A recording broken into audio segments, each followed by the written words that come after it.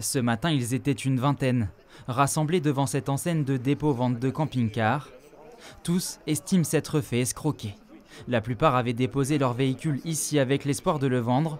Le résultat est tout autre. Je l'ai posé le 8-10 en dépôt-vente. Depuis, j'ai pas de nouvelles. Je suis revenu il y a 15 jours, il n'y avait plus rien. Je ne sais pas où est-ce qu'il est. Mais j'ai pas la carte grise rayée. Depuis plusieurs mois, l'histoire semble se répéter.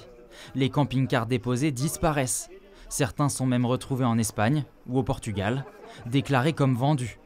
Pour autant, l'argent de ces supposées ventes ne leur est pas reversé. On parle de montants qui vont de 20 000 jusqu'à, ce que j'ai entendu, 110 000 euros.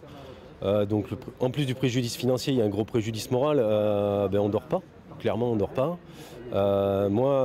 Cette vente-là devait nous servir pour payer les études de ma fille. Des enjeux financiers d'ampleur et une attente qui dure. Plusieurs plaintes ont déjà été déposées contre l'entreprise, ouverte depuis 9 ans et aujourd'hui temporairement fermée.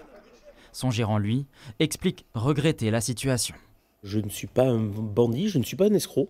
Je suis quelqu'un qui a eu un défaut de gestion et qui est là pour réparer ses bêtises. Et je mettrai tout en œuvre pour pouvoir le faire. On a à peu près une cinquantaine de dossiers, à peu près, à payer. Près de 65 personnes auraient aujourd'hui témoigné pour un préjudice qui atteindrait les 2 millions d'euros.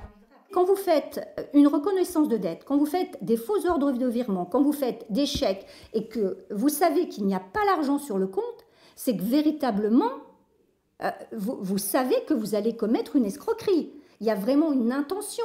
Et si vous voulez, s'il y avait une personne ou deux, on peut comprendre une difficulté passagère. Mais là, c'est quand même énorme. Une plainte collective pour abus de confiance et escroquerie devrait être déposée début décembre.